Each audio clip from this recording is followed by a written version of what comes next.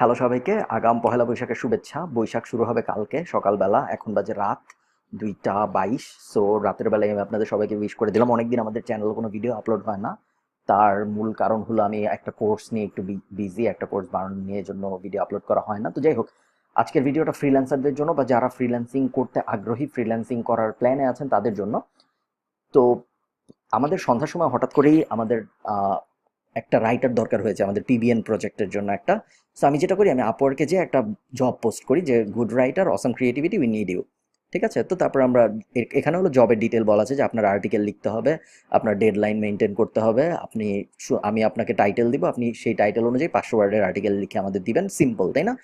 মাঝখানে একটা জায়গায় শুধু লেখা আছে যে যখন আপনি এই জবটায় বিড করবেন তখন আপনি যেন মেক শিওর, এই যে দেখুন, make sure you start with the answer যে আপনার কি পছন্দ, ডায়নোসর নাকি কুকুর। সো এরকম